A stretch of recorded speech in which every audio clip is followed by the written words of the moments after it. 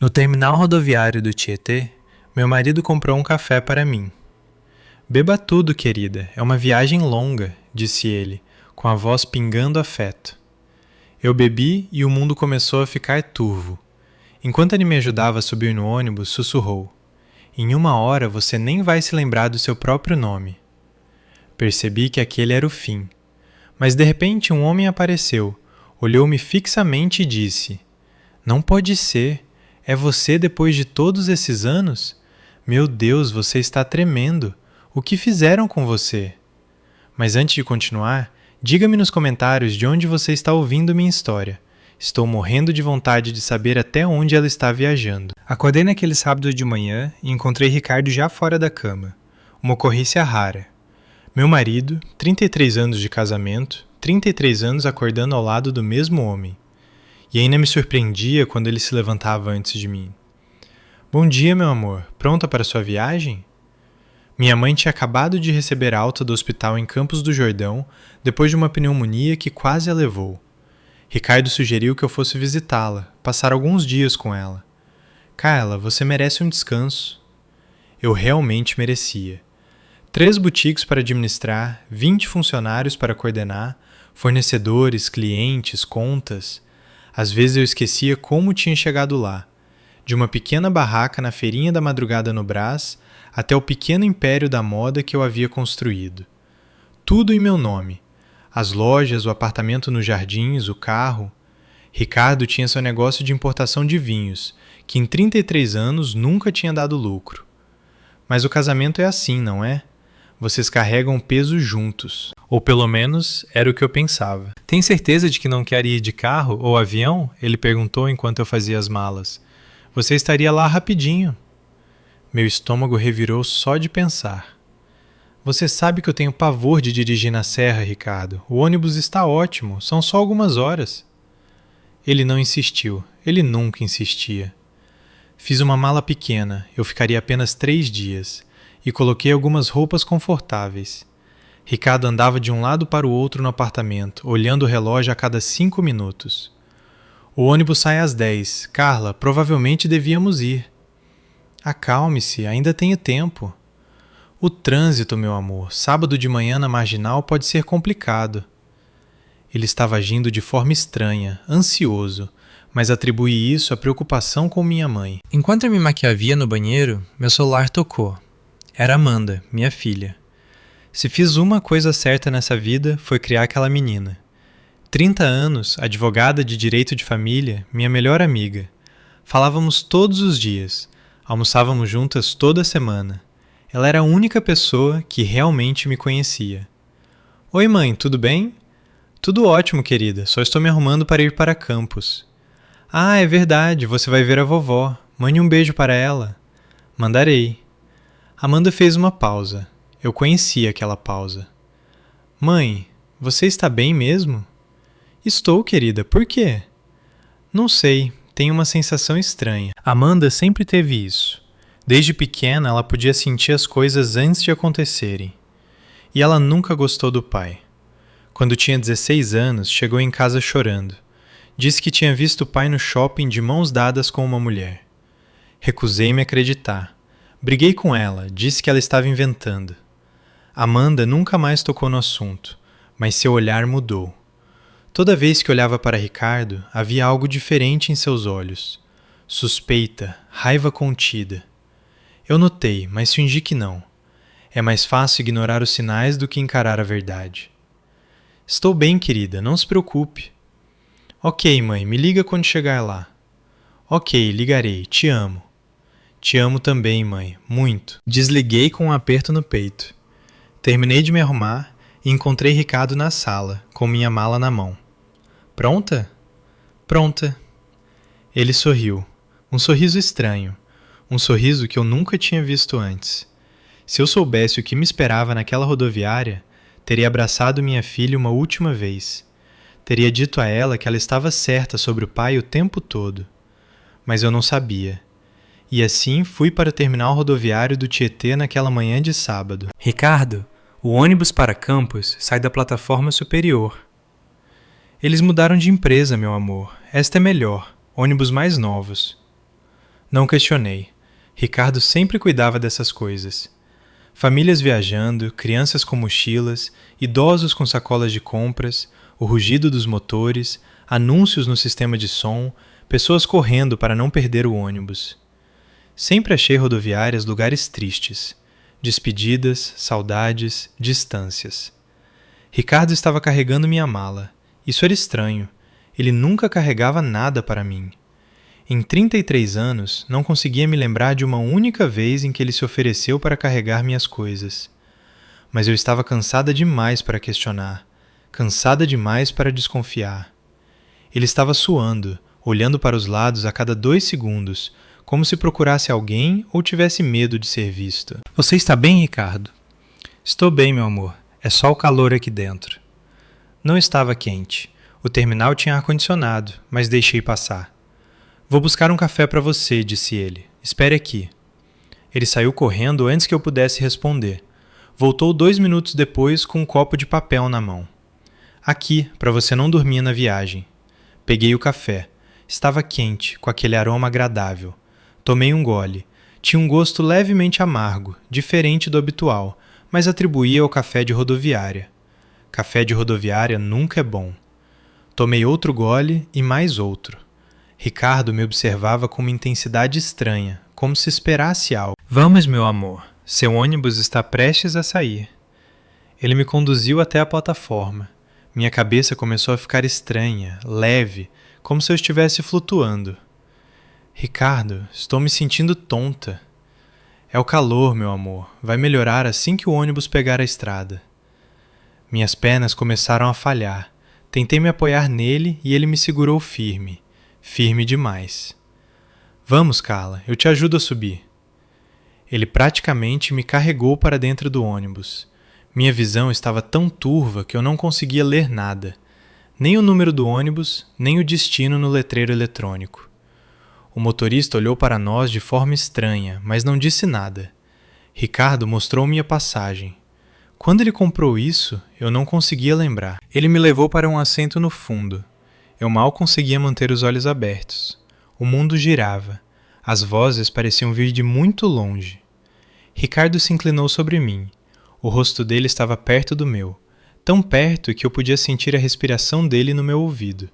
E então ele sussurrou: "Em 1 hora, você nem vai se lembrar do seu próprio nome."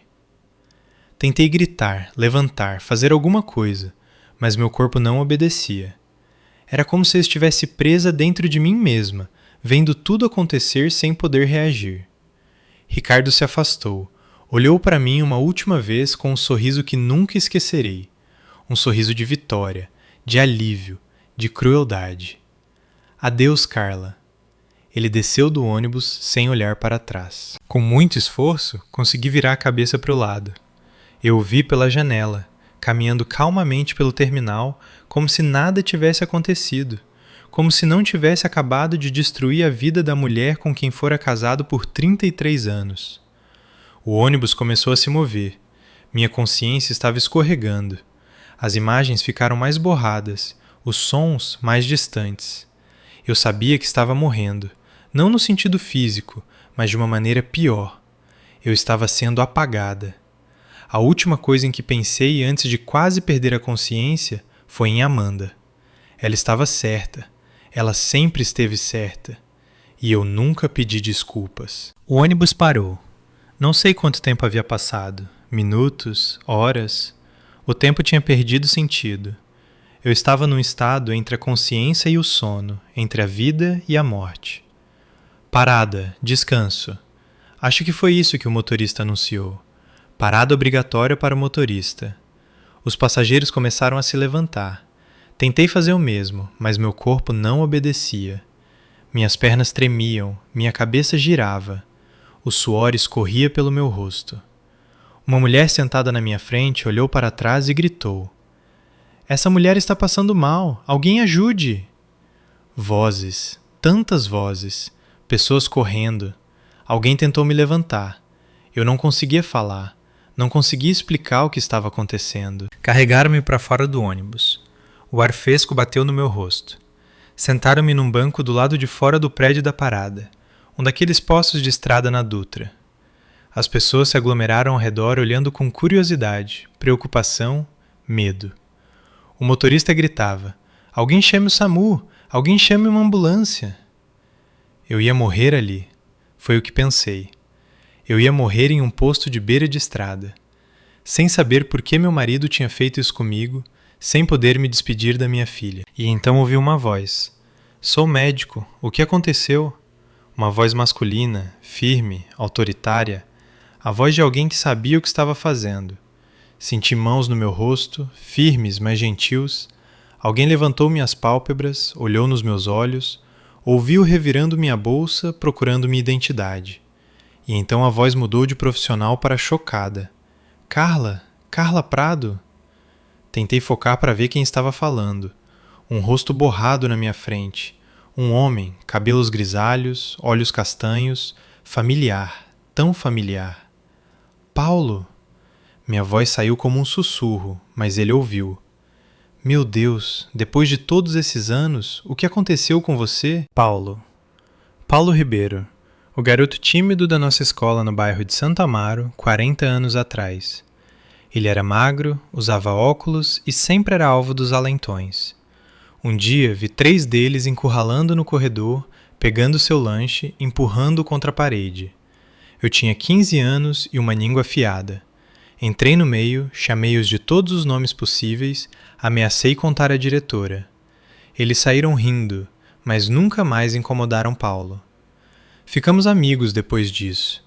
Ele era inteligente, engraçado, gentil. Ele me ajudava em matemática, eu o ajudava a não apanhar tanto. Passamos todo o ensino médio juntos. Ele tinha uma queda por mim. Eu sabia. Todo mundo sabia, exceto eu, que fingia não ver. No último ano, no baile de formatura, ele me pediu para ir ao jardim da escola.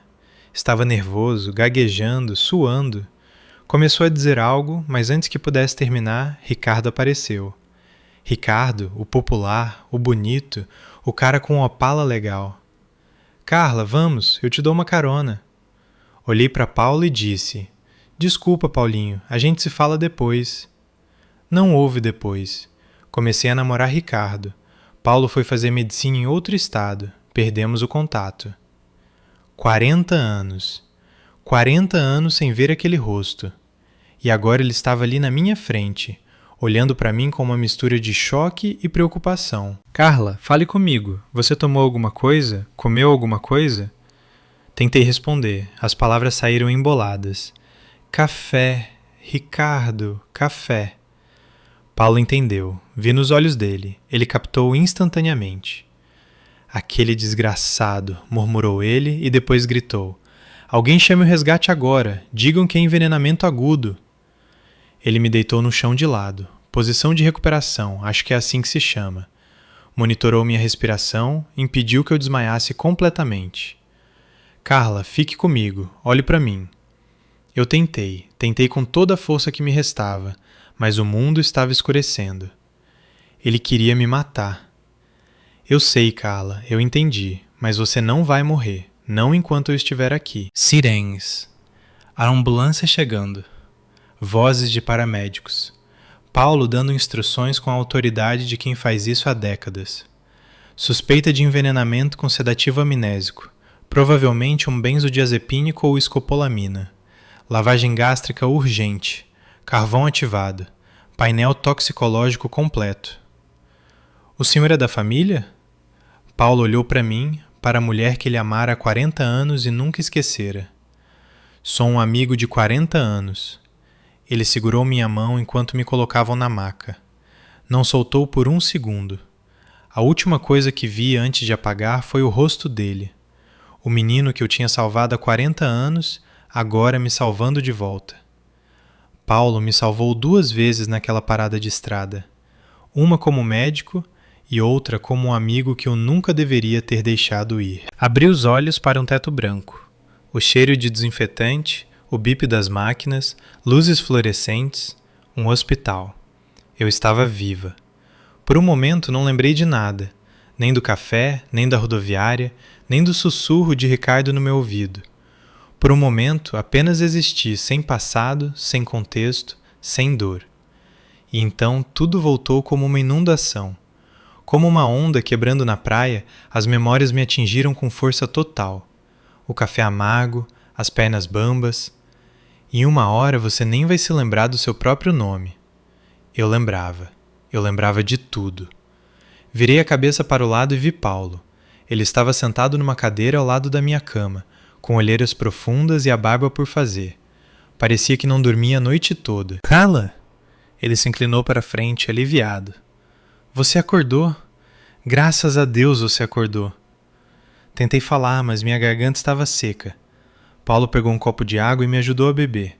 A água desceu devagar, fresca, curativa. Que horas são? Perguntei, minha voz rouca. São 9 da manhã de domingo. Você dormiu por quase 20 horas. 20 horas? Um dia inteiro da minha vida pagado pela droga que meu marido colocou no meu café. Paulo, o que aconteceu comigo? Ele respirou fundo, segurou minha mão com as duas dele. Carla, tenho que te contar uma coisa, e não vai ser fácil de ouvir. Eu já sei. Ricardo tentou me matar. Não exatamente matar. Pior. Pior? O que pode ser pior do que matar? Paulo explicou. A droga que Ricardo usou era um composto projetado para causar amnésia permanente. Não matava o corpo, matava a mente. Se eu tivesse chegado ao hospital algumas horas depois, teria acordado sem memória de nada. Nem meu nome, minha vida, minha filha. Eu teria sido uma casca vazia, uma pessoa sem identidade. Ele queria te apagar, Carla. Não te matar, te apagar. Senti náuseas, não da droga, mas da traição. Mas por quê? Não entendo por que ele faria isso. Não sei, mas vamos descobrir. Paulo me mostrou a passagem de ônibus que encontraram na minha bolsa. Não era para Campos do Jordão, como o Ricardo tinha dito. Era para Porto Velho, Rondônia. Uma viagem de dias. E o nome na passagem não era Carla Prado. Era Maria da Silva. Ele queria que você desaparecesse no meio do país, sem memória, sem identidade. Você teria se tornado uma indigente, uma pessoa sem passado, e ele teria ficado com tudo. Ficado com tudo. As lojas, o apartamento, o carro, tudo que eu construí ao longo de décadas de trabalho duro. 33 anos, sussurrei. 33 anos de casamento e ele faz isso comigo. As lágrimas vieram, não consegui segurar. Chorei como não chorava desde criança. Soluços profundos que sacudiam todo o meu corpo.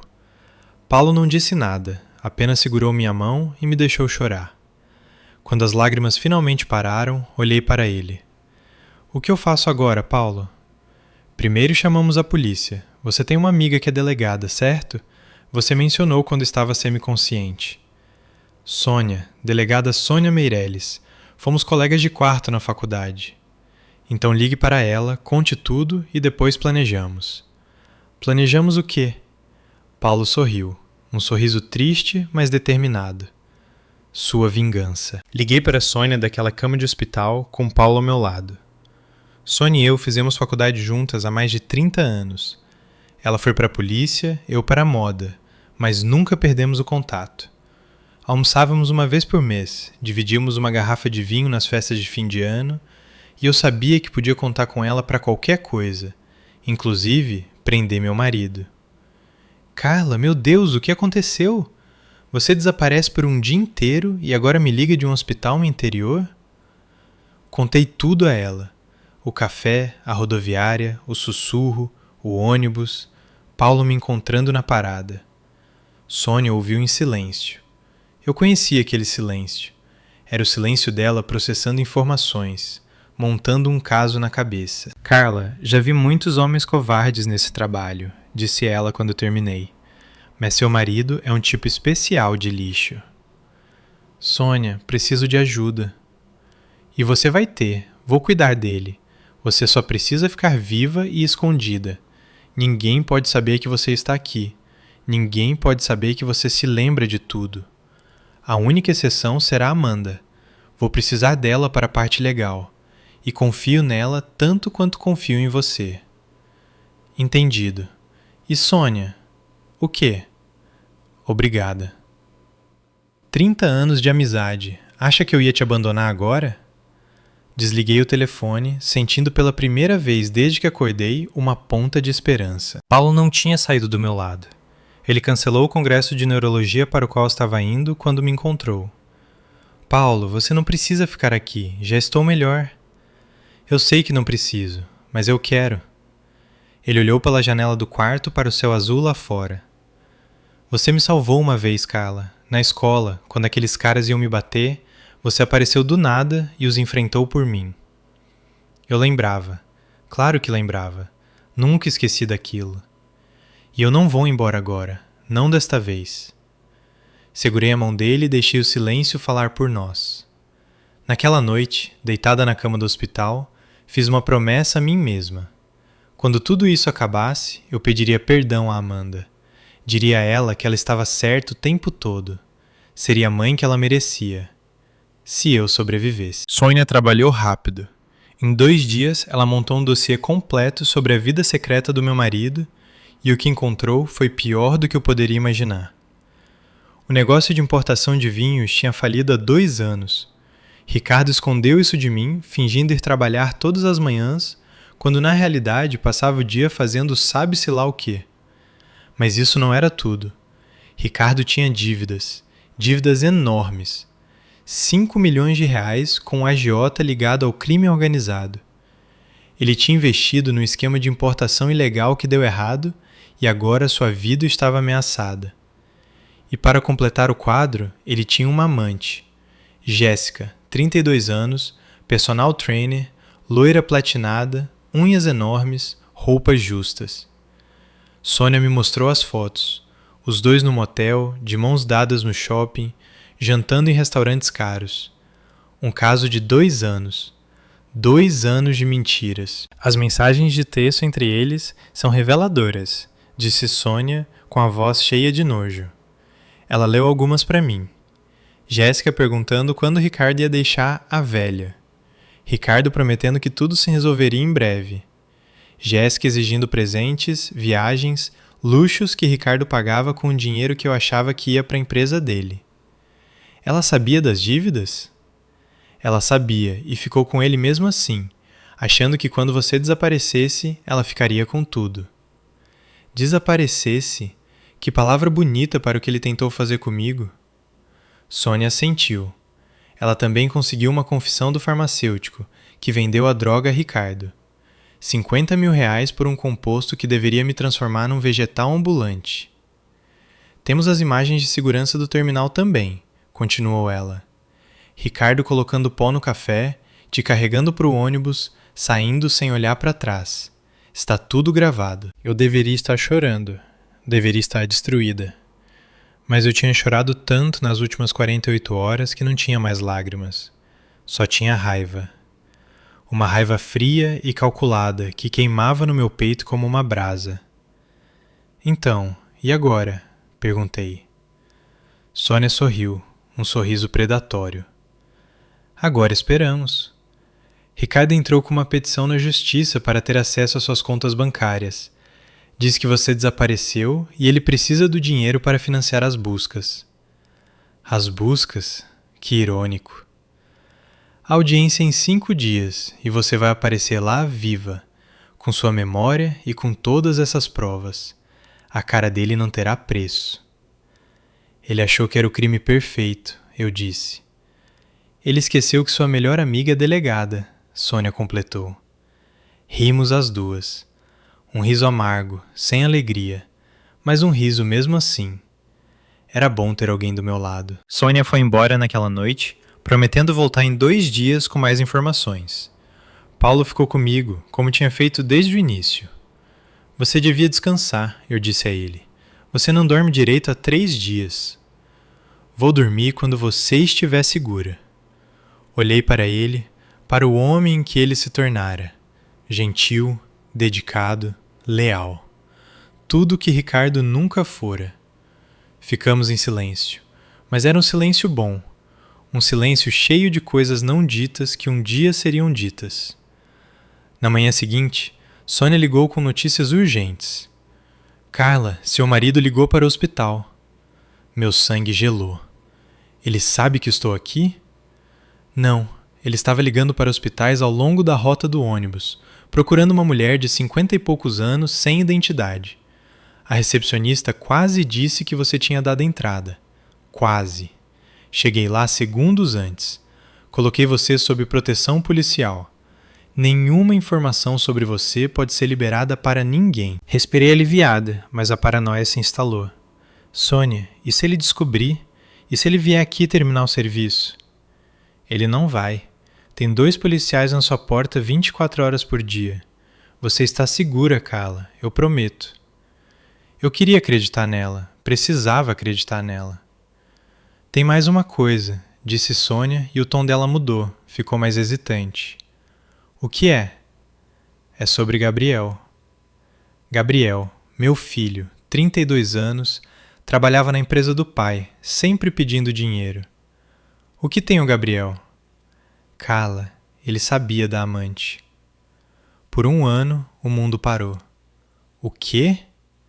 Encontramos mensagens entre ele e Ricardo.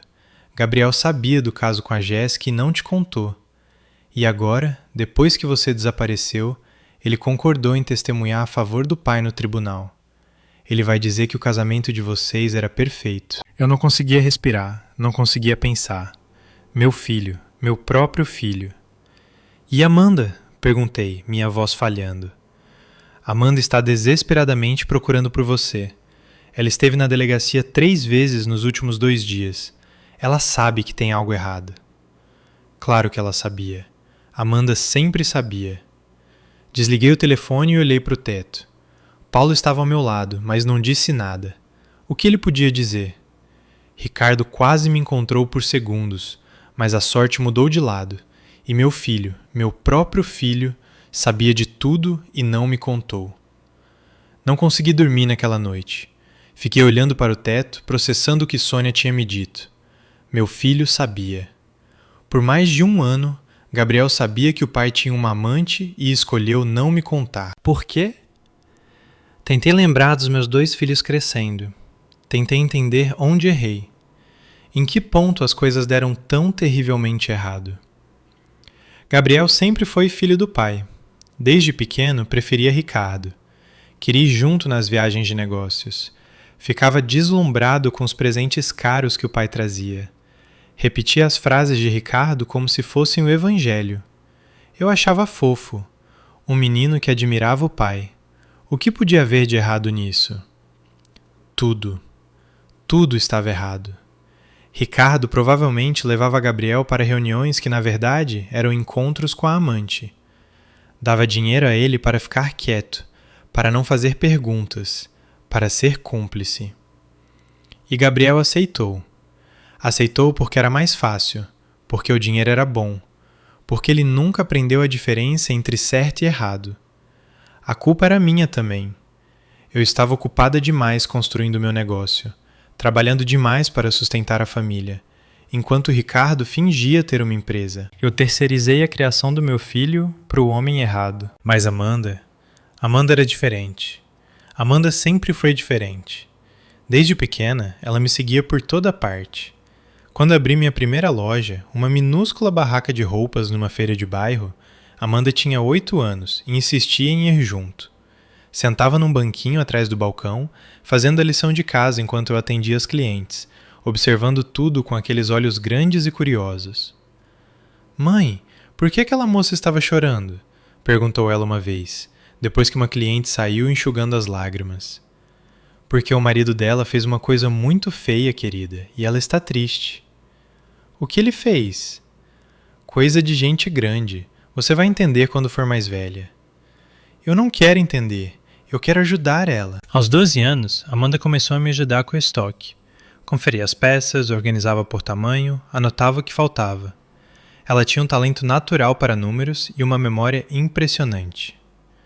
Mãe, faltam 3 blusas azuis tamanho M, e o fornecedor mandou 2 saias a menos do que pedimos. Como você sabe disso, querida? Eu contei. Aos 15, já atendia clientes. As mulheres adoravam ela. Ela tinha um jeito gentil de ouvir, de fazer as pessoas se sentirem especiais, e ela ouvia as histórias. Histórias de casamentos infelizes, de traições, de mulheres que tinham dado tudo pela família e recebido ingratidão em troca. Mãe, quando eu crescer, quero ser advogada de família. Por quê, querida? Porque quero ajudar essas mulheres, quero conseguir justiça para elas. Abracei minha filha naquele dia, tão orgulhosa. Não sabia que um dia eu seria uma daquelas mulheres. Aos 16, Amanda veio me contar que tinha visto o pai com outra mulher, e eu não acreditei. Chamei-a de mentirosa, disse que ela estava inventando porque não gostava do pai. Amanda nunca mais tocou no assunto, mas seu olhar mudou. Ela se distanciou de Ricardo, começou a evitá-lo, falando apenas o necessário. E eu, cega e covarde, fingi não notar. Aos 18, ela foi para a faculdade estudar Direito. Aos 23, passou na OAB. Na segunda tentativa, depois de uma primeira reprovação que a devastou. Lembro do telefonema dela chorando, dizendo que era um fracasso. Amanda, me escute. Você levanta, sacode a poeira e tenta de novo. É isso que a gente faz, é isso que eu sempre fiz. Ela levantou, sacudiu a poeira, tentou de novo e passou. Aos 30, Amanda era uma advogada respeitada, especializada em casos de violência doméstica e divórcios litigiosos. Defendia mulheres como as clientes das minhas lojas, mulheres que tinham sido traídas, abandonadas, humilhadas, e ela era boa nisso. Falávamos todos os dias, almoçávamos toda semana. Ela era minha melhor amiga, minha confidente, a única pessoa que realmente me conhecia. Quando eu estava triste, ela percebia antes mesmo de eu abrir a boca. Quando eu estava feliz, ela comemorava comigo. Mãe, você é minha heroína, disse ela uma vez durante o almoço de domingo. Você construiu tudo isso do zero, começou vendendo roupas numa feira e agora tem 3 boutiques. Quero ser igual a você quando crescer. Você já cresceu, querida, e é muito melhor do que eu. Impossível. Deitado naquela cama de hospital, pensando nos meus 2 filhos, finalmente entendi a diferença entre eles. Gabriel tinha escolhido o dinheiro. Amanda tinha escolhido a mim. E agora, enquanto eu estava aqui, escondida, ferida, traída, Gabriel se preparava para testemunhar a favor do pai, e Amanda estava desesperadamente me procurando. Eu tinha que falar com ela. Tinha que contar a verdade. Sônia autorizou, disse que Amanda era de confiança, que podia ajudar no plano. E no final daquela tarde, meu telefone tocou com o nome dela na tela. Querida, atendi, minha voz tremendo. Mãe? Mãe! Amanda estava chorando, soluçando. Nunca tinha ouvido ela chorar daquele jeito. Sônia me contou. Mãe, graças a Deus, achei que tinha te perdido. Estou aqui, querida, estou viva. Eu sabia que tinha algo errado. Eu sabia, eu senti.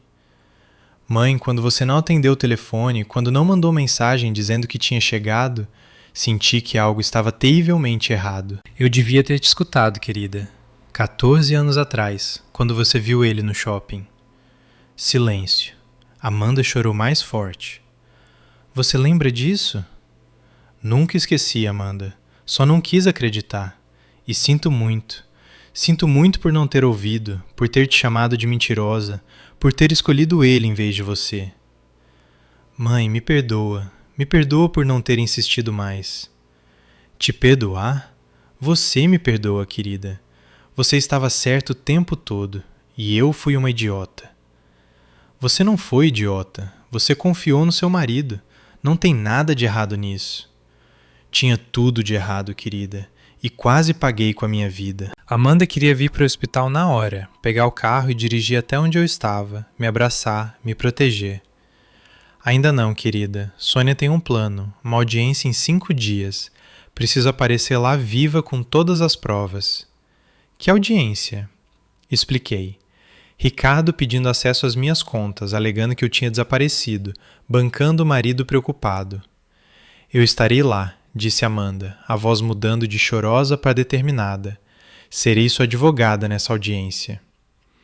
Querida, você não precisa... A voz dela cortou a minha, firme, sem espaço para discussão. Você me ensinou a ser forte, me ensinou a lutar, me disse para levantar, sacudir a poeira e tentar de novo. Agora é a minha vez de fazer o mesmo por você. Não discuta comigo. Chorei. Mas desta vez foram lágrimas diferentes, lágrimas de gratidão, de orgulho, de amor. O que eu fiz para merecer uma filha como você? Você me criou. Foi isso que você fez. Sônia chegou ao hospital 2 dias antes da audiência. Trouxe tudo. As provas, os vídeos, os prints das mensagens, a confissão do farmacêutico, uma pasta grossa de documentos que provavam sem sombra de dúvida que meu marido tinha tentado me destruir. O plano é simples, explicou ela, espalhando os papéis na mesinha do quarto. Ricardo entrou com um pedido para acessar suas contas. Diz que você desapareceu e precisa do dinheiro para financiar as buscas. Que irônico. Ele me fez desaparecer e agora quer dinheiro para me procurar. Exatamente. A audiência é na quinta-feira, às 14 horas, no Fórum da Família. Você vai aparecer lá viva, lúcida, com a memória intacta e com todas essas provas. A cara dele não terá preço, eu disse. Será mais do que sem preço. Será histórico. Paulo estava sentado do outro lado do quarto, ouvindo em silêncio. Ele não tinha saído do meu lado por um único momento durante aqueles dias. Tinha se tornado minha âncora, meu ponto de equilíbrio, minha razão para acreditar que ainda existiam homens bons no mundo. Sônia hesitou, olhou para Paulo, depois para mim. Carla, tem mais uma coisa. Sobre Gabriel. Meu estômago afundou. O que tem ele? Ela me mostrou prints de conversas entre Ricardo e Gabriel. Mensagens trocadas ao longo dos últimos meses, dos últimos anos. Meu filho sabia da amante há mais de um ano. Ele sabia. Mas não é só isso. Quando você desapareceu, Ricardo ligou para Gabriel. Sônia disse que ele pediu para ele testemunhar a favor dele no tribunal, para dizer que o casamento de vocês era perfeito, que você nunca mostrou sinais de querer ir embora. E o que Gabriel disse? Sônia me mostrou a mensagem. Estou com você, pai. Direi que o casamento era perfeito. Li, reli, não conseguia processar. Tem mais, disse Sônia. Grampeamos o telefone de Ricardo. Tem uma gravação de áudio de Gabriel. Ela apertou o play. A voz do meu filho encheu o quarto. Pai, a mãe desconfiou de alguma coisa? E a voz de Ricardo respondendo. Não se preocupe, ela não desconfiou de nada. A voz do meu filho, fria, calculista, perguntando se eu tinha descoberto algo antes de ser envenenada. Como se fosse uma questão logística, como se eu fosse um problema a ser resolvido. Corri para o banheiro e vomitei. Não era droga, não era fraqueza, era traição. A traição da minha própria carne e sangue. Quando voltei para o quarto, Paulo me abraçou. Sônia esperou em silêncio. Não consigo, eu disse, minha voz quebrada. Não consigo enfrentar os dois, meu marido e meu filho. Como vou fazer isso? Carla, Sônia começou. Só quero ir embora, desaparecer, começar de novo em outro lugar, longe de tudo isso. Paulo e Sônia se olharam, sem saber o que dizer. E então meu telefone tocou. Amanda, atendi, minha voz ainda rouca de chorar. Mãe, o que houve? Você parece diferente. Posso ouvir na sua voz. Contei a ela sobre Gabriel, sobre as mensagens, o áudio. Silêncio do outro lado da linha. E então a voz da minha filha voltou, diferente. Não era mais a voz de uma filha preocupada. Era a voz de uma guerreira. Mãe, me escute. Querida, eu não consigo. Você consegue. A força na voz dela me fez parar. Passei 14 anos sabendo que o papai não prestava. 14 anos sendo chamada de mentirosa, de dramática. 14 anos vendo você defender ele enquanto eu calava minha boca. Não disse nada. O que eu podia dizer? E sabe por que nunca desisti de você? Porque você nunca desistiu de mim. Quando reprovei na OAB na primeira vez, lembra o que você me disse? Levanta, sacode a poeira e tenta de novo. Exatamente. E eu levantei e tentei e passei por sua causa. Silêncio. Então agora é minha vez de te dizer, levanta, mãe, sacode a poeira e vá àquele tribunal e destrua aqueles dois. Comecei a chorar de novo, mas eram lágrimas diferentes. Você construiu um império vendendo roupas na feira. Criou 2 filhos praticamente sozinha enquanto o papai fingia trabalhar. Sobreviveu a um envenenamento que deveria ter te apagado da existência. Acha que não consegue enfrentar um covarde, um moleque mimado? Ri através das lágrimas. Um riso molhado, mas um riso. E outra coisa, mãe. Se você não for, eu vou. Vou lá sozinha e destruo os 2 com as minhas próprias mãos. Mas prefiro que você esteja lá para ver, porque você merece ver a cara deles quando perceberem que perderam. Olhei para Paulo e Sônia, que assistiam em silêncio.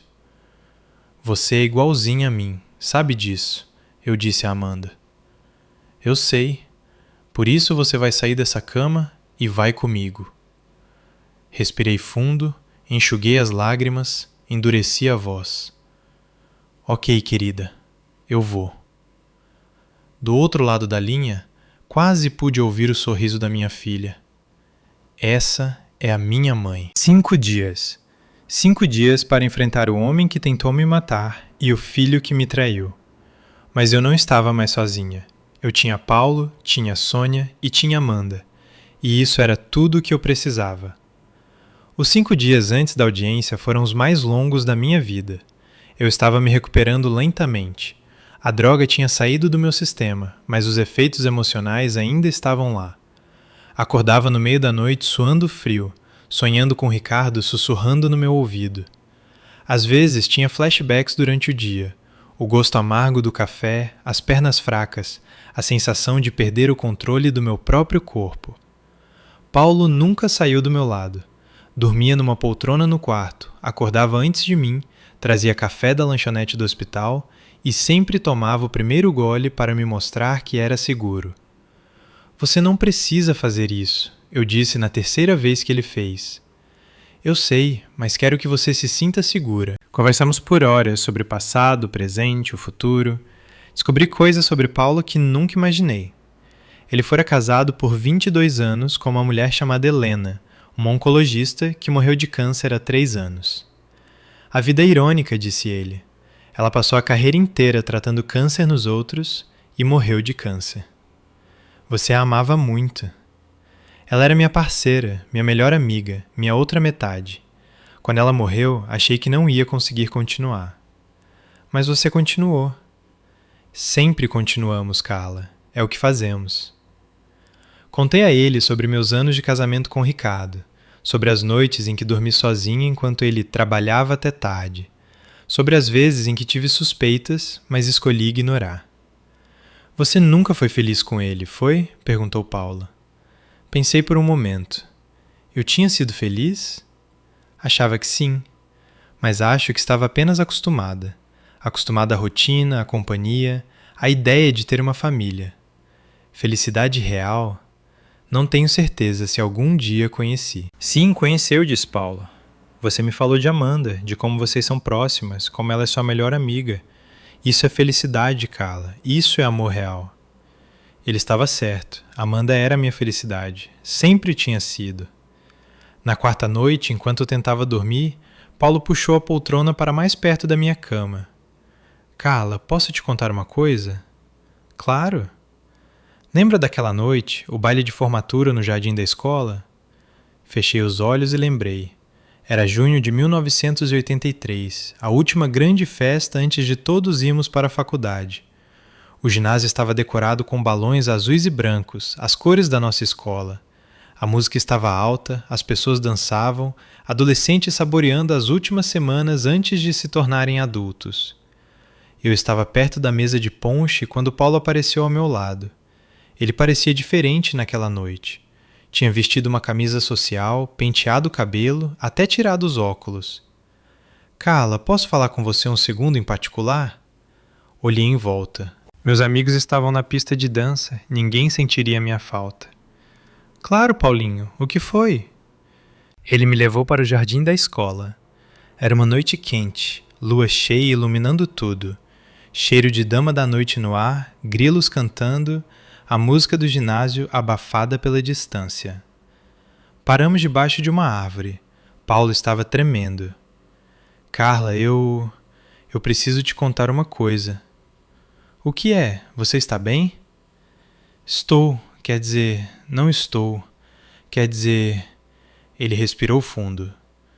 Ensaiei isso 1000 vezes na minha cabeça, mas agora que você está aqui na minha frente, esqueci tudo. Eu ri. Calma, Paulinho, sou eu, pode falar. Ele me olhou nos olhos e vi algo ali que nunca tinha visto antes.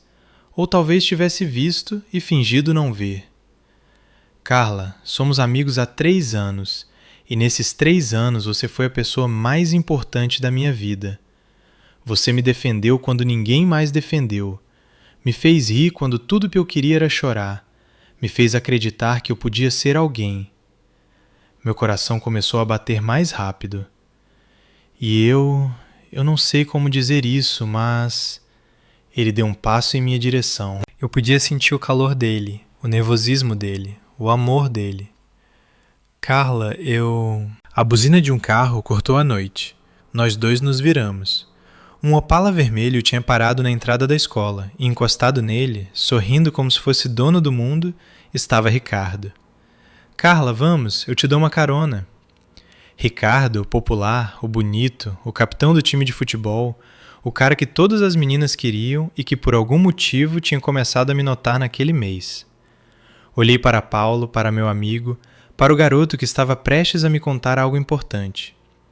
Desculpa, Paulinho, a gente se fala depois. E fui embora sem olhar para trás, sem ver o rosto dele cair, sem saber que o depois nunca viria. Abri os olhos. Eu estava de volta ao quarto de hospital 40 anos depois. Eu ia te pedir em namoro naquela noite, disse Paulo, a voz embargada. Ia dizer que te amava desde os 14 anos, que você era a pessoa mais corajosa e bonita que eu conhecia, que eu queria passar o resto da minha vida com você. Paulo... E então Ricardo apareceu com aquele carro, com aquele sorriso, e você foi embora. Eu não sabia, juro que não sabia. Eu sei, você era jovem e ele era ele. Silêncio. Fiquei naquele jardim por 1 hora depois que você saiu, continuou ele, olhando para a lua, tentando entender onde errei. E então decidi que ia ser alguém. Ia fazer medicina, virar um profissional respeitado, provar que eu era bom o suficiente. Você não tinha que provar nada. Eu sei disso agora, mas naquela época achei que você o escolheu porque ele era melhor do que eu, mais bonito, mais rico, mais popular. E passei 40 anos tentando compensar isso. Silêncio. Você se arrepende? Perguntei. De não ter insistido mais naquela noite? Todo santo dia da minha vida. E agora? Paulo sorriu. Um sorriso triste, mas cheio de esperança. Agora tenho uma segunda chance e não vou desperdiçá-la. No dia seguinte, Amanda chegou. Ouvi os passos dela no corredor antes de vê-la. Passos rápidos, determinados, como alguém com pressa de chegar a algum lugar. E então a porta se abriu. E lá estava ela, minha filha, minha Amanda. Ela vestia um terninho preto, cabelo num coque elegante, pasta de advogada na mão. Parecia mais velha do que eu lembrava, mais séria, mais forte. Mas quando me viu, toda aquela fachada profissional desmoronou. Mãe! Ela correu para minha cama e me abraçou. Um abraço apertado, desesperado. O abraço de alguém que achou que ia perder a pessoa mais importante da vida. Mãe, graças a Deus você está bem. Abracei-a de volta com toda a força que tinha. Estou aqui, querida, estou aqui. Ficamos assim por um longo tempo, abraçadas, chorando, sem precisar dizer uma palavra. Mãe e filha reunidas depois do pior pesadelo que já vivi. Quando finalmente nos separamos, Amanda enxugou as lágrimas e virou a advogada novamente. Me conte tudo, quero saber cada detalhe do que aconteceu. Cada prova que a Sônia tem, cada passo do plano. Contei a ela e enquanto eu falava, Amanda fazia anotações, perguntava, montava a estratégia na cabeça. Ela era brilhante, sempre tinha sido, e vê-la em ação me encheu de orgulho. A estratégia é simples, disse ela quando terminei. Deixamos ele falar primeiro, deixamos ele fazer o teatrinho do marido preocupado, do homem desesperado procurando a esposa, E então entramos. E quando entrarmos, Amanda sorriu, um sorriso que eu conhecia bem, o sorriso dela quando estava prestes a destruir alguém no tribunal. Você entra atrás de mim. Vou primeiro como sua advogada. Quando o juiz perguntar quem representa a vítima, eu me apresento e então você aparece. E Ricardo? Ricardo vai ter um infarto. Não literalmente, infelizmente, mas a cara dele vai valer todo esse sofrimento. E Gabriel? O sorriso de Amanda sumiu. O rosto dela endureceu. Gabriel fez a escolha dele. Escolheu o lado errado e vai pagar por isso. Senti uma pontada no peito. Ele era meu filho, afinal. Mesmo depois de tudo que tinha feito, ainda era meu filho. Amanda, não sei se consigo enfrentá-lo. Uma coisa é enfrentar Ricardo, mas Gabriel... Amanda pegou minha mão. Mãe, escute. Gabriel sabia.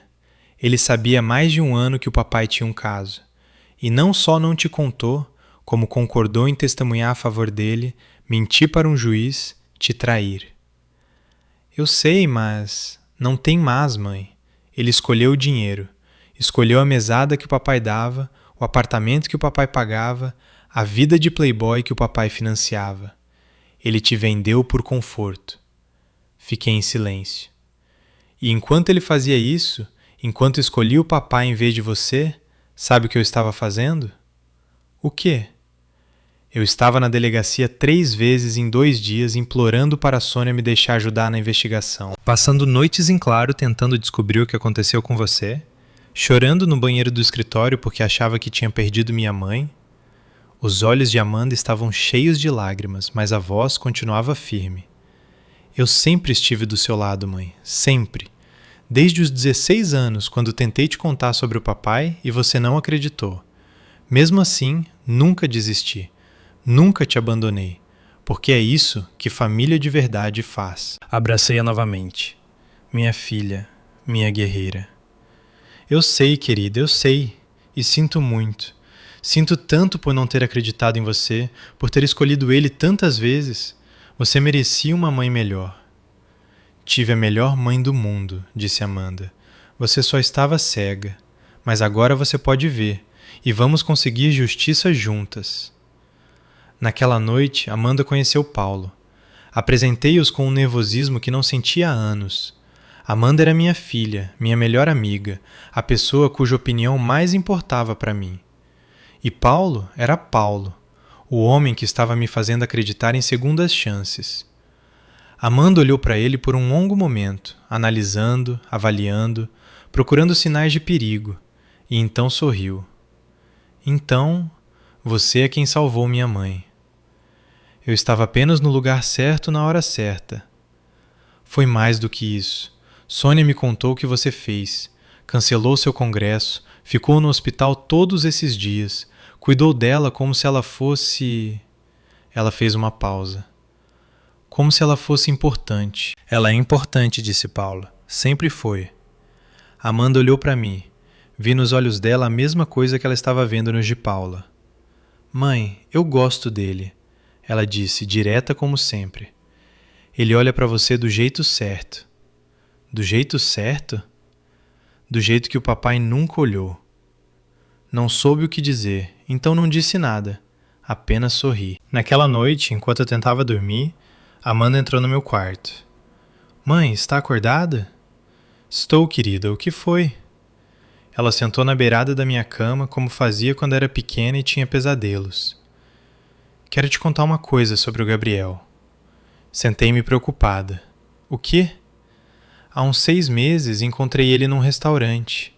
A gente não se fala muito, você sabe, mas ele estava sozinho, então decidi sentar com ele. E... Amanda respirou fundo como se revivesse a cena. Conversamos sobre a vida, trabalho, família, e em algum momento notei que ele estava estranho. Ficava olhando para o prato, empurrando a comida sem comer. Parecia que algo estava pesando nele. O que ele disse? Perguntou como você estava. Perguntou se ainda tínhamos nossos almoços semanais. Se você parecia feliz. Perguntas estranhas para alguém que nunca pareceu se importar com isso. Meu coração acelerou. E então ele disse algo que nunca esqueci. Ele disse: Amanda, às vezes olho para a mãe e sinto que devíamos ter feito mais, protegido mais, dito mais. Dito mais o quê? Foi exatamente o que perguntei. E ele ficou em silêncio por um longo tempo, mexendo no copo, evitando meu olhar. Eu via que ele estava travando uma batalha interna, que tinha algo na ponta da língua que queria dizer, mas não conseguia. Amanda olhou para mim. Então eu pressionei. Perguntei diretamente. Gabriel, o que você sabe que eu não sei? O que você está escondendo? E ele quase disse. Mãe, eu vi nos olhos dele. Ele abriu a boca, respirou fundo e fechou. Fechou a boca, pediu a conta e disse que tinha que ir, que tinha um compromisso. Mas eu vi, mãe. Vi que ele ia me contar sobre o papai, sobre o caso, sobre tudo. Por que ele não contou? Amanda suspirou. Porque bem naquele momento o telefone dele tocou. Era o papai. E quando ele viu o nome na tela, algo no rosto dele mudou. Medo, talvez, ou vergonha. Ele atendeu. Disse, estou indo. E saiu sem se despedir direito. Silêncio. Ele é um covarde, mãe. Sempre foi. Prefere o conforto à verdade. Prefere o dinheiro à família. Prefere o caminho fácil à coragem. Naquele dia no restaurante, ele teve a chance de fazer a coisa certa e escolheu não fazer. Você acha que ele se arrepende? Acho que vai se arrepender amanhã, quando vir você entrar naquele tribunal. Vai se arrepender pelo resto da vida. Silêncio. Mãe, eu sei que é difícil. Ele é seu filho. Você carregou ele, amamentou, criou. Mas ele fez uma escolha. E agora tem que viver com as consequências dessa escolha. Eu sei, querida, eu sei. Amanda me abraçou. Pode chorar, mãe, eu estou aqui. É para isso que servem as filhas. E eu chorei. Chorei pelos 33 anos perdidos, pelo marido que me traiu, pelo filho que me abandonou. Chorei pelo momento no restaurante em que Gabriel poderia ter me salvado e escolheu não fazer. Chorei pela mulher que eu era antes de entrar naquele ônibus e pela mulher que teria que me tornar depois. Amanda segurou minha mão a noite toda, e na manhã seguinte eu estava pronta. Pronta para enfrentar meu passado, pronta para reivindicar meu futuro, pronta para destruir os homens que tentaram me destruir. O Fórum de Família estava movimentado naquela quinta-feira. Advogados de terno corriam pelos corredores. Famílias esperavam para audiências. Funcionários carregavam pilhas de processos. O som de saltos no piso de mármore, de vozes ecoando nas paredes altas, de vidas sendo decididas a portas fechadas. Eu estava num carro estacionado do lado de fora com Amanda e Paulo. Sônia tinha ido na frente para preparar o terreno. A audiência estava marcada para as 14 horas. Eram 13 horas e 45 minutos. Mãe, como você está se sentindo? Olhei para Amanda. Minha filha estava impecável. Terninho preto, coque, maquiagem sutil. Parecia uma advogada de filme. Parecia alguém que sabia exatamente o que estava fazendo. Nervosa? Muito. É normal, mas você não precisa ter medo. Estarei ao seu lado o tempo todo. Paulo pegou minha mão. Carla, você sobreviveu ao pior. Acordou naquele hospital quando deveria ter esquecido tudo.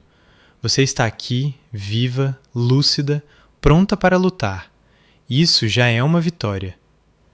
Respirei fundo. Eles estavam certos. Eu tinha sobrevivido. E agora ia conseguir justiça. Vamos, eu disse. Entramos no tribunal por uma porta lateral. Sônia tinha arranjado uma entrada discreta para que Ricardo não me visse antes da hora.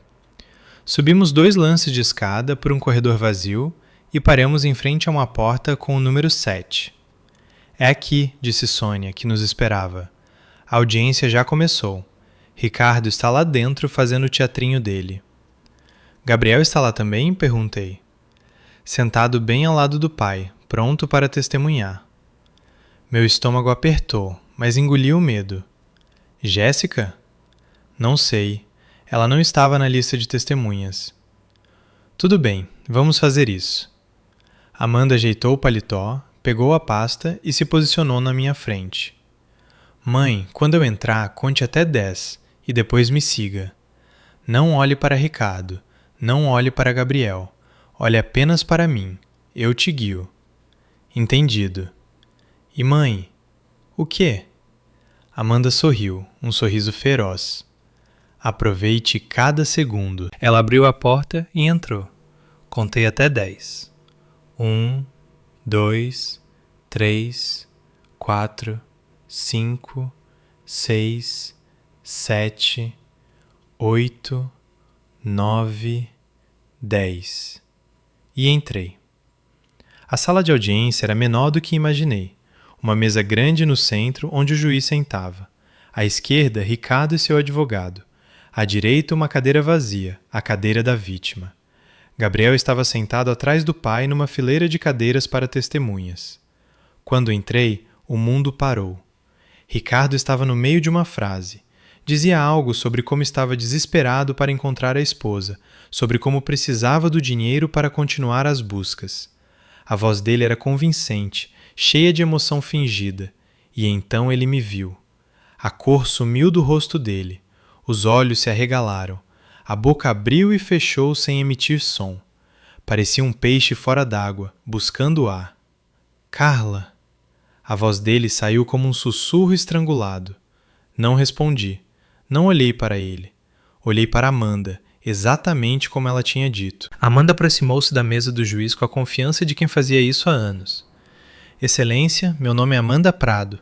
Sou advogada, OAB número 287451, e represento a vítima neste caso. O juiz, um homem na casa dos 60 anos, com cara de quem já tinha visto de tudo, olhou para mim com curiosidade. Vítima? Que vítima? Estamos aqui para tratar de uma petição de acesso a contas bancárias de uma pessoa desaparecida. Com todo respeito, Excelência, a pessoa não está desaparecida. Ela está bem aqui na sua frente. Carla Prado, minha mãe e minha cliente. O juiz olhou de Amanda para mim, de mim para Ricardo. Senhor Prado, o senhor declarou que sua esposa tinha desaparecido. Ricardo não conseguia falar, estava em choque. Seu advogado tentou intervir. Excelência, claramente houve um mal-entendido. Não houve mal-entendido nenhum, Amanda interrompeu. Houve tentativa de homicídio, envenenamento, falsidade ideológica e tentativa de apropriação indébita de bens, e eu tenho provas de tudo isso. A sala explodiu em murmúrios. O juiz bateu o martelo. Silêncio! Doutora Prado, essas são acusações muito graves. Eu sei, Excelência, e é por isso que trouxe as provas. Amanda abriu a pasta e começou a distribuir documentos. Cópias das mensagens entre Ricardo e Jéssica, prints de conversas com Gabriel, a confissão do farmacêutico, laudos médicos do hospital, vídeos das câmeras de segurança da rodoviária do Tietê. Este é o réu comprando a substância que usou para envenenar minha mãe, disse ela, segurando um documento. Esta é a receita falsificada que ele usou. Este é o laudo toxicológico mostrando os níveis da droga no sangue dela. E este... Ela fez uma pausa dramática. Este é o vídeo do réu colocando a droga no café da minha mãe no terminal rodoviário em 12 de março deste ano. Amanda conectou um pendrive no computador da sala. A tela se iluminou e lá estava Ricardo, em preto e branco granulado, olhando para os lados, colocando um pó branco num copo de café, entregando para mim com um sorriso. Pode-se ver claramente o réu administrando a substância, continuou Amanda. E aqui, ela adiantou o vídeo. O réu carregando a vítima que já está sob efeito da droga para o ônibus. Note que ela mal consegue andar. E aqui, outro avanço. O réu saindo do ônibus sem olhar para trás enquanto a vítima é deixada sozinha, drogada, com uma passagem falsa em nome de Maria da Silva. Destino, Porto Velho. Silêncio absoluto na sala. O juiz olhou para Ricardo com uma expressão que nunca esquecerei. Nojo, repulsa, fúria contida. Senhor Prado, o senhor tem algo a dizer em sua defesa? Ricardo finalmente encontrou a voz, mas não era a voz confiante de antes. Era a voz de um homem desesperado. Excelência, isso é uma armação. Minha esposa está confusa. Ela sofreu um trauma. Ela não sabe o que está dizendo. Eu sei exatamente o que estou dizendo, eu falei. Foi a primeira vez que abri a boca desde que entrei na sala. Todos se viraram para me olhar. Eu sei que você colocou droga no meu café. Eu sei que você sussurrou no meu ouvido que em 1 hora eu nem lembraria meu próprio nome. Eu sei que você comprou uma passagem para Porto Velho em nome de Maria da Silva, para me mandar para o meio do país sem memória, sem identidade, sem vida. Minha voz estava firme, mais firme do que eu esperava. Eu sei que você tem uma amante chamada Jéssica, que deve quase 5 milhões a um agiota, e que planejou tudo isso para ficar com o meu dinheiro, o dinheiro que eu construí, as lojas que eu construí, o patrimônio que eu acumulei enquanto você fingia ter uma empresa. Ricardo estava branco como papel, tremendo, suando. Carla, meu amor, eu posso explicar. Não me chame de meu amor. Minha voz cortou como uma faca. Você perdeu esse direito quando tentou me apagar da existência. Amanda veio para o meu lado, colocou a mão no meu ombro. Excelência, além das provas físicas, temos também provas testemunhais. O farmacêutico que vendeu a droga já prestou depoimento à polícia. E temos também... Ela olhou para trás, para a fileira de testemunhas. O depoimento do filho do réu, Gabriel Prado, que estava ciente do caso extraconjugal há mais de 1 ano e concordou em cometer perjúrio a favor do pai. Gabriel, que estivera sentado em silêncio até aquele momento, empalideceu. Eu não... Temos as mensagens, Gabriel, disse Amanda, olhando diretamente para ele. Temos o áudio. Pai, a mãe desconfiou de alguma coisa? Isso te soa familiar? Gabriel abriu a boca para responder, mas nenhum som saiu. Amanda virou-se de volta para o juiz. Excelência, solicita a prisão preventiva do réu Ricardo Prado por tentativa de homicídio e a abertura de inquérito contra Gabriel Prado por conspiração para cometer perjúrio e obstrução da justiça. O juiz assentiu. Concedido. Oficial de justiça, por favor. E então a porta da sala se abriu com estrondo. Uma mulher entrou correndo, loira platinada, unhas enormes, roupas justas. Jéssica? Ricardo, o que está acontecendo? Ela correu até ele sem perceber o que estava acontecendo na sala, sem perceber que tinha acabado de entrar no meio de uma audiência, sem perceber que eu estava lá. E então ela me viu. O rosto dela passou por várias expressões em menos de 1 segundo. Confusão, reconhecimento, terror. Você está viva? Surpresa, eu disse. Jéssica tropeçou para trás, quase caindo dos saltos. Eu não sabia de nada.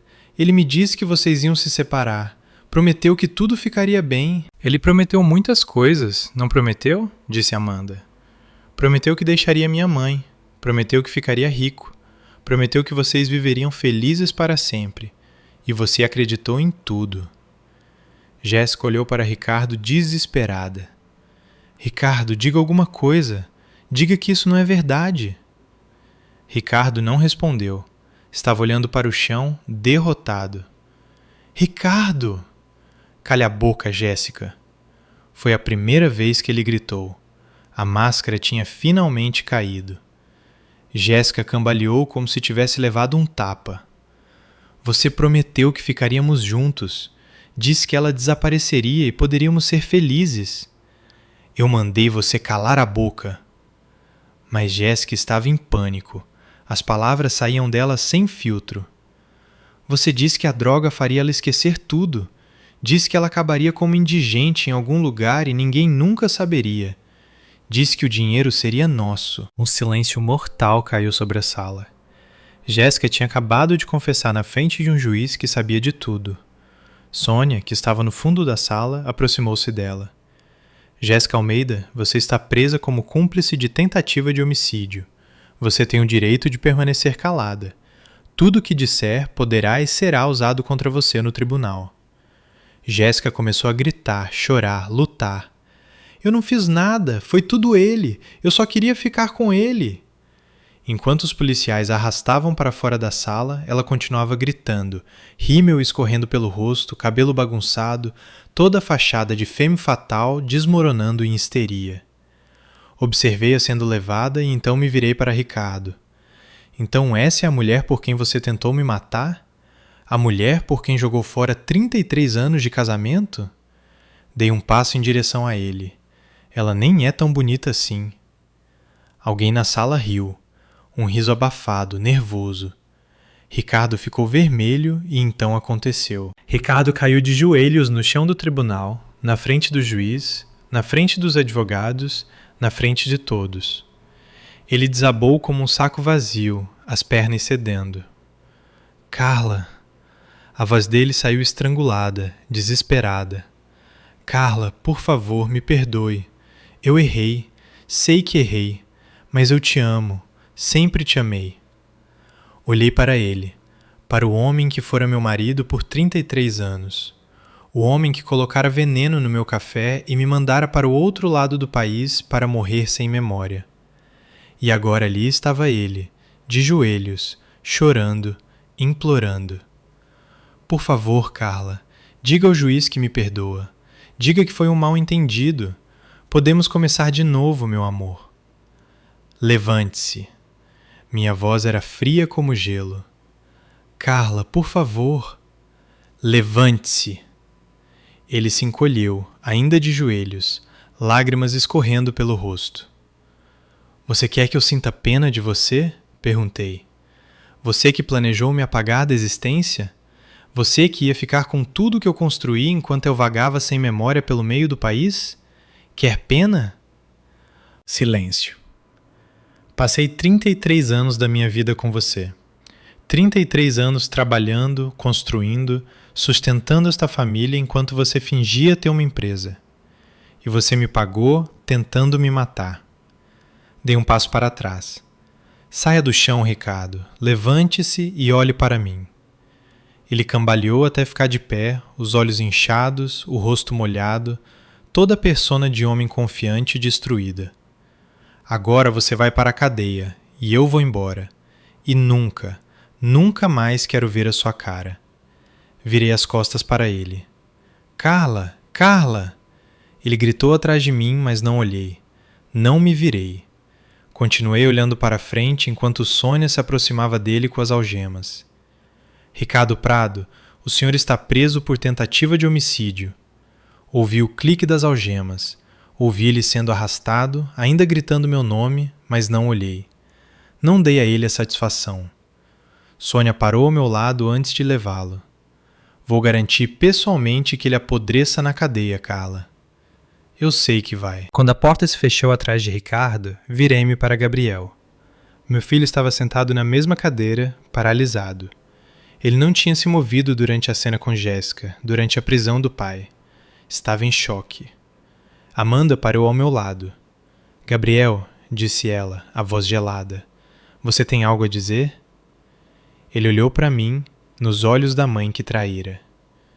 Mãe, eu não sabia que ele ia fazer aquilo. Juro que não sabia.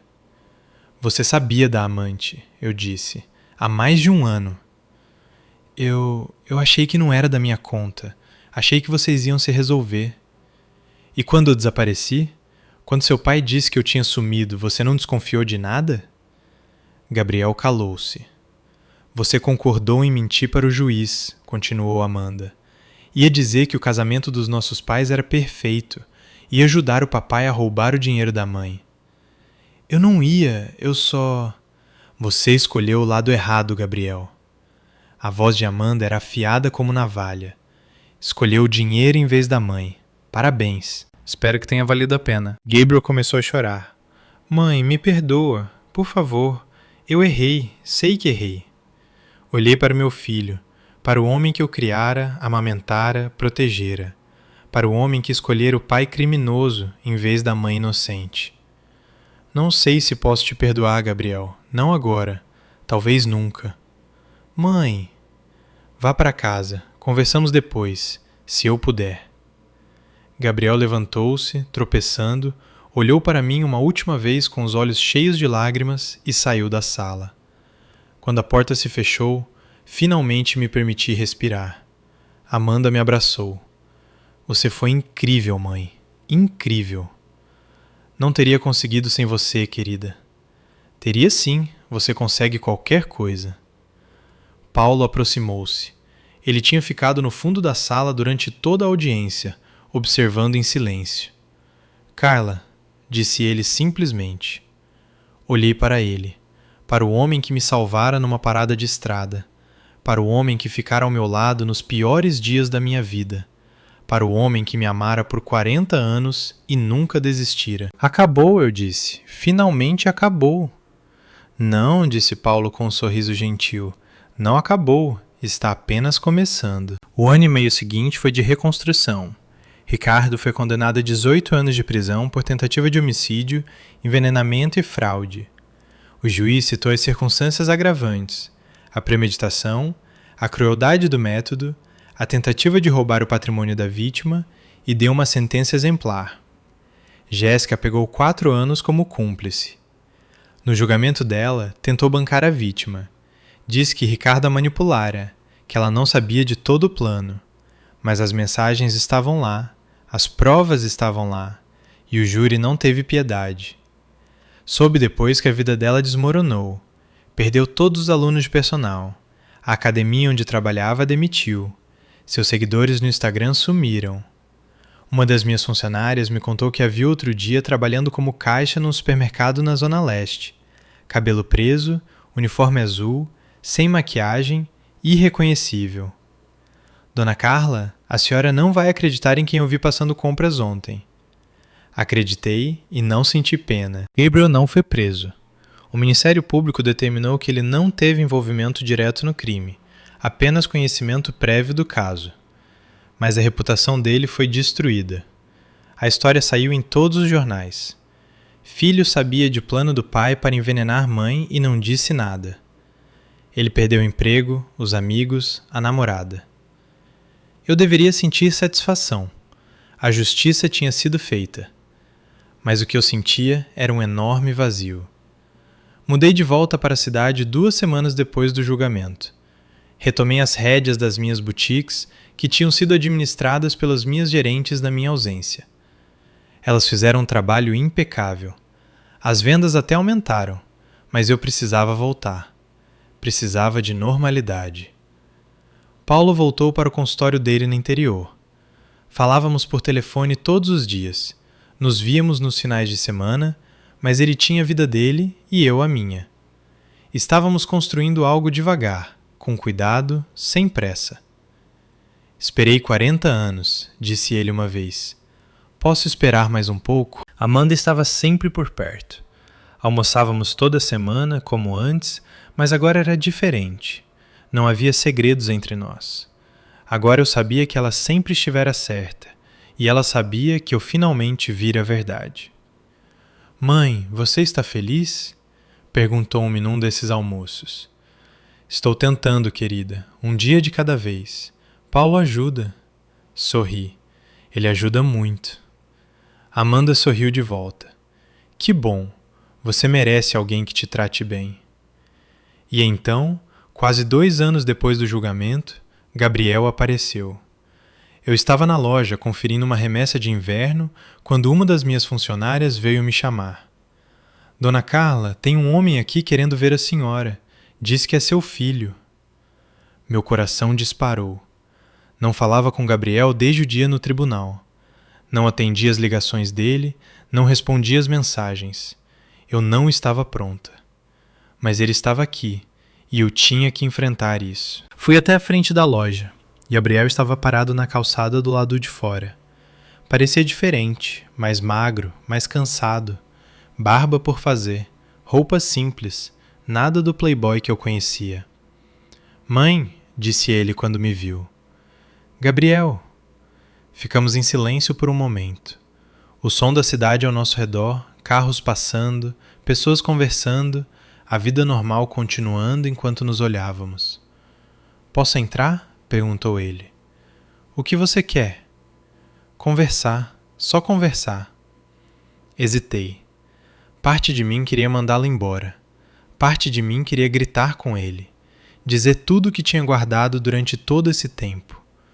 Mas outra parte, a parte mãe, a parte que nunca morre, queria ouvir o que ele tinha a dizer. 5 minutos, eu disse. Fomos para o meu escritório nos fundos. Sentei atrás da minha mesa. Ele permaneceu de pé, nervoso. Mãe, não vim aqui pedir perdão. Sei que não mereço. Então por que veio? Porque quero que você saiba que eu entendi. Entendi o que fiz. Entendi o quanto errei. Não disse nada, apenas esperei. Passei todo esse tempo pensando em como cheguei a esse ponto. Como me tornei o tipo de pessoa que sabe que o pai tem uma amante e não conta para a mãe. Que concorda em mentir para um juiz. Que escolhe dinheiro em vez da família. Ele respirou fundo e percebi que estava chorando. Mãe, percebi que me tornei uma cópia do papai. Aprendi com ele a mentir, a manipular, a colocar meus interesses acima de tudo. E tenho nojo de mim mesmo. Gabriel, deixa eu terminar, por favor. Assenti. Não vim pedir para você me perdoar. Eu não mereço. Mas vim dizer que quero mudar. Quero ser diferente. Quero merecer ser seu filho de novo um dia, se você deixar. Silêncio. E como você planeja fazer isso? Perguntei. Não sei, mas estava pensando... Você precisa de ajuda na loja? Qualquer coisa.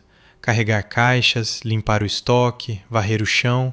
Não quero dinheiro. Não quero reconhecimento. Só quero estar por perto para provar que posso ser diferente. Olhei para o meu filho, para o homem que me traíra, que escolhera o pai criminoso, que quase ajudara a me destruir. E vi algo nos olhos dele que não estava lá antes. Vergonha. Vergonha real. O estoque precisa ser organizado, eu disse após um longo silêncio. Tem caixas que não são abertas há meses. Precisam ser catalogadas, separadas por tamanho, organizadas nas prateleiras. Eu faço. Não vou te pagar nas primeiras semanas. Você aparece, trabalha e vai para casa. Sem conversa, sem drama. Se ainda estiver aparecendo depois de um mês, conversamos de novo. Ok. E Gabriel? O quê? Se faltar um único dia, acabou. Para sempre. Não vou faltar um dia, mãe, prometo. Ele começou no dia seguinte. Nas primeiras semanas mal falei com ele. Ele chegava às 8 horas, ia direto para o estoque e trabalhava o dia todo carregando caixas, organizando prateleiras, fazendo trabalho manual que ninguém queria fazer. No final do dia, ia embora sem uma palavra de reclamação. Na terceira semana, passei pelo estoque e o vi ensinando uma nova funcionária a organizar a mercadoria. É mais fácil achar as coisas assim, dizia ele. Minha mãe criou esse sistema anos atrás. É brilhante. Minha mãe. Não Carla. Minha mãe. No segundo mês, coloquei-o para ajudar no salão de vendas. Aprendeu rápido, descobriu que tinha jeito para a coisa. Sabia ouvir as clientes, entender o que queriam. No terceiro mês, chamei-o no meu escritório. Gabriel, você parece diferente. Quero ser diferente, mãe. Preciso ser. Ele olhou para mim, os olhos cheios daquela mesma vergonha. Você é a pessoa mais forte que conheço. Construiu tudo isso do nada. E eu joguei fora por dinheiro, por covardia. Vou passar o resto da vida tentando consertar. Silêncio. Venha jantar amanhã à noite, eu disse. Amanda estará lá. Os olhos de Gabriel se arregalaram. Mãe, tem certeza? Não, mas estou tentando. Amanda me odeia. Ela tem todo o direito, eu sei, mas ela é sua irmã e família tenta, mesmo quando é difícil. Gabriel começou a chorar, silenciosamente. Sem soluços, apenas lágrimas escorrendo pelo rosto. Obrigado, mãe.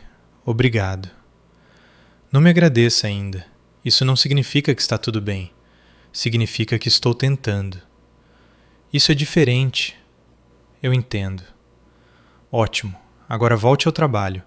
Aquelas caixas não vão se organizar sozinhas.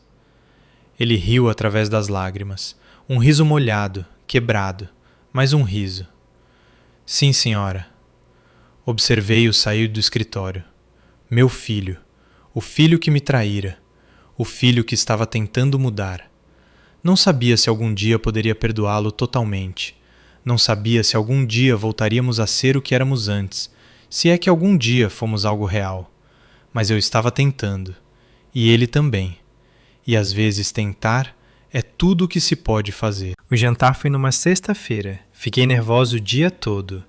Cozinhei o prato favorito de Amanda, lasanha de berinjela, e abri uma garrafa de vinho que estava guardando para uma ocasião especial. Arrumei a mesa com cuidado, coloquei flores no centro, acendi velas. Parecia um novo começo, e era.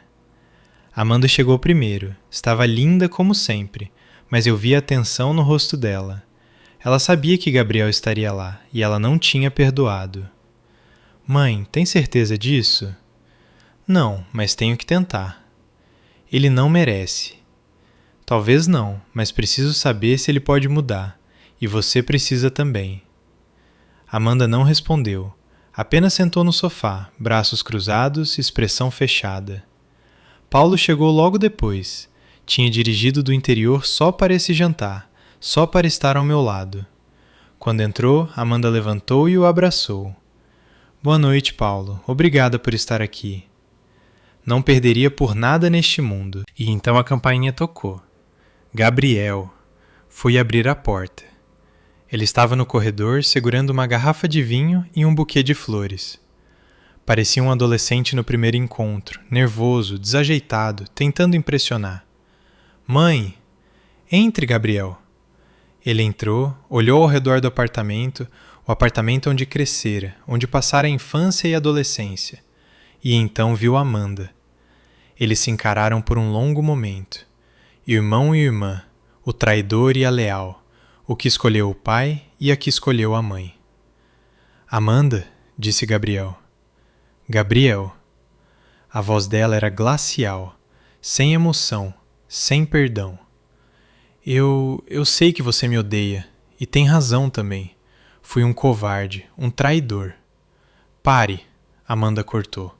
Não quero ouvir suas desculpas, não agora, talvez nunca. Gabriel fechou a boca. Estou aqui porque a mãe pediu, porque ela quer tentar, mas isso não significa que eu te perdoo. Não significa que esqueci. Significa apenas que estou disposta a estar na mesma sala que você por causa dela. Entendeu? Entendido. Ótimo, agora vamos comer. O jantar foi estranho, tenso, silencioso às vezes, forçadamente leve em outras. Paulo fez o melhor para manter a conversa fluindo, falando sobre trabalho, notícias, qualquer coisa que não fosse o elefante na sala. Gabriel mal falava, comia devagar, respondia quando perguntado, mas nunca iniciava uma conversa. Sabia que não era bem-vindo. Sabia que estava ali por tolerância, não por aceitação. Amanda o ignorava. Falava comigo, falava com Paulo, mas nunca olhava para o irmão. Era como se ele não existisse. E então, na sobremesa, aconteceu.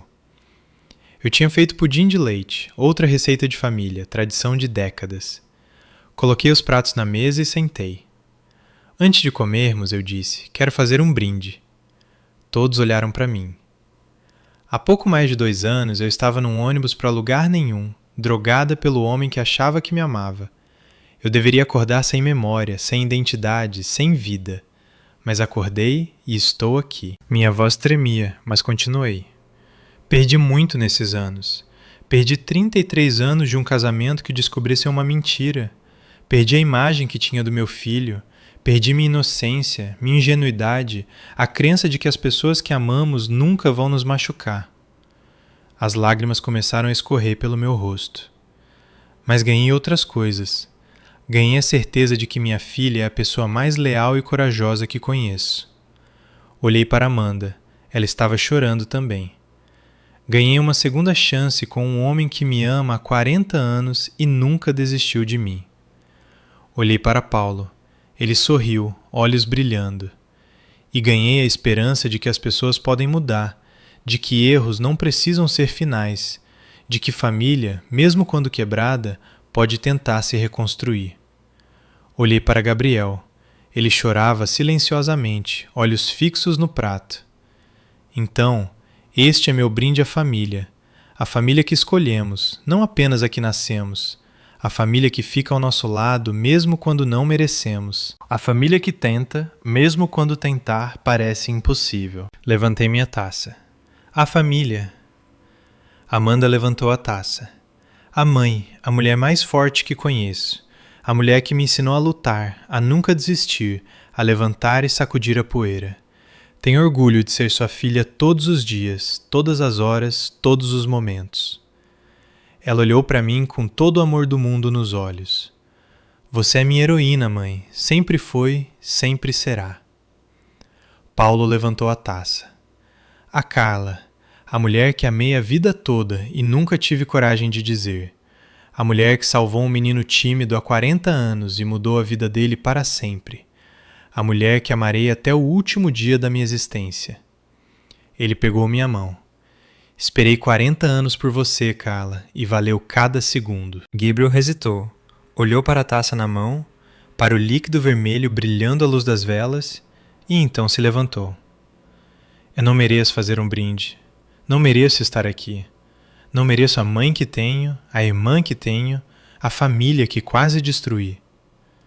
A voz dele estava quebrada, lágrimas fluindo livremente. Mas quero dizer uma coisa, algo que deveria ter dito há muito tempo. Ele olhou para mim. Mãe, sinto muito. Sinto muito por cada vez que escolhi o pai em vez de você. Por cada vez que ignorei os sinais, fingi não ver, preferi o conforto à verdade. Sinto muito por ser um covarde. Ele olhou para Amanda. Amanda, você sempre foi melhor do que eu. Sempre. Você viu a verdade enquanto eu escolhi a mentira. Você ficou ao lado da mãe enquanto eu fiquei ao lado do dinheiro. Você é a filha que a mãe merece. Eu sou. Eu fui o filho que ela teve o azar de criar. Amanda não disse nada, mas vi algo mudar nos olhos dela. Não era perdão, ainda não, mas era uma abertura, uma possibilidade. Não vou pedir que me perdoem, continuou Gabriel. Eu não mereço. Mas prometo uma coisa, vou passar o resto da vida tentando ser o filho que a mãe merece, o irmão que a Amanda merece, a pessoa que eu deveria ter sido desde o início. Ele levantou a taça, as mãos tremendo. A minha mãe, a mulher mais forte do mundo, a mulher que eu traí e que ainda está me dando uma segunda chance. Prometo que não vou desperdiçá-la. Silêncio. Amanda não disse nada. Não levantou a taça. Não olhou para ele. Gabriel ficou ali sozinho, taça levantada sem ninguém para brindar. Depois de um momento que parecia uma eternidade, ele baixou a taça e sentou-se em silêncio, derrotado. Apenas nós três brindamos. Eu, Amanda e Paulo. Gabriel apenas olhou para o prato. O jantar terminou em silêncio. Ninguém tocou no pudim. Amanda saiu primeiro. Abraçou-me na porta, apertado, por um longo tempo. Te amo, mãe. Te amo também, querida. Sobre Gabriel... O quê? Ela respirou fundo. Não o perdoei, e não sei se algum dia vou perdoar. Ele pode trabalhar na loja, pode tentar mudar, pode fazer o que quiser. Mas para mim, ele morreu naquele tribunal no dia em que escolheu o pai em vez de você. Amanda, eu sei que você quer que sejamos uma família de novo, mas... algumas coisas não voltam, mãe. Algumas coisas quebram e não colam mais. Ela beijou minha testa. Você é boa demais. Não sou. E ela foi embora. Gabriel saiu logo depois. Na porta, ele parou. Mãe, obrigado pelo jantar, pela chance. Olhei para o meu filho, para o homem que me traíra, o homem que estava tentando mudar. Gabriel, vou ser honesta com você. Ele esperou. Não sei se posso te perdoar. Não sei se algum dia vou. Você pode continuar trabalhando na loja, pode continuar tentando, mas não espere que as coisas voltem a ser como eram, porque não vão. Os olhos dele se encheram de lágrimas novamente. Eu entendo, mãe. Espero que entenda mesmo, porque Amanda não vai mudar de ideia. E eu estou tentando, mas tentar não é a mesma coisa que conseguir. Eu sei. Então vá para casa, Gabriel. Te vejo na loja na segunda-feira. Ele olhou para dentro do apartamento, para Paulo, que estava na sala. Cuide dela, disse ele. Ela merece alguém que cuide. E foi embora. Sem abraço, sem perdão, sem redenção. Fechei a porta e me virei para Paula. Estávamos sozinhos. Finalmente. Você está bem? Perguntou ele. Estou. Pela primeira vez em muito tempo, estou realmente bem. Ele se aproximou, pegou minhas mãos. Carla, preciso te perguntar uma coisa. O quê? Sei que você passou por muita coisa. Sei que precisa de tempo. Mas também sei que não quero passar mais um dia da minha vida longe de você. Meu coração acelerou. O que você está dizendo, Paulo? Estou dizendo que te amo, que te amei a vida inteira e que quero passar o tempo que me resta ao seu lado, se você me aceitar. Silêncio. Não estou te pedindo em casamento, continuou ele rapidamente. Não agora. Você acabou de sair de um casamento de 33 anos. Precisa de tempo, eu entendo. Mas quero que saiba que estou aqui, que sempre estarei aqui, que não vou a lugar nenhum. Olhei para ele, para o homem que deixei ir há 40 anos, para o homem que esperou por mim todo esse tempo, para o homem que me salvou quando achei que estava perdida. Paulo, eu disse. O quê? Cale a boca e me beije. Ele riu e me beijou.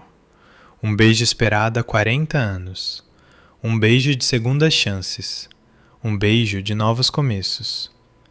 Quando nos separamos, eu estava chorando, mas eram lágrimas boas, lágrimas de felicidade. Escolhi errado na primeira vez, eu disse, mas desta vez vou escolher certo. Tem certeza? Sorri. 40 anos de certeza. Abraçamo-nos por um longo tempo no meio da sala vazia, as taças de vinho esquecidas na mesa. Eu não sabia o que o futuro traria. Não sabia se algum dia perdoaria totalmente Gabriel. Não sabia se Amanda um dia olharia para o irmão sem raiva. Não sabia se as feridas cicatrizariam ou se deixariam marcas para sempre. Mas eu sabia de uma coisa. Eu tinha sobrevivido. Tinha sobrevivido ao café envenenado, ao marido traidor, ao filho covarde. Tinha sobrevivido a 33 anos de mentiras e a uma tentativa de me apagar da existência. E agora estava aqui, nos braços de um homem que realmente me amava, com uma filha que era minha melhor amiga, com um negócio que eu construí do zero. Não era um final feliz. Era um novo começo. E às vezes, um novo começo é tudo o que você precisa. Ele quis me dar veneno. Eu lhe dei prisão. Achei que conhecia meu marido. Achei que conhecia meu filho. A vida me mostrou que você só conhece realmente as pessoas quando elas têm que escolher um lado.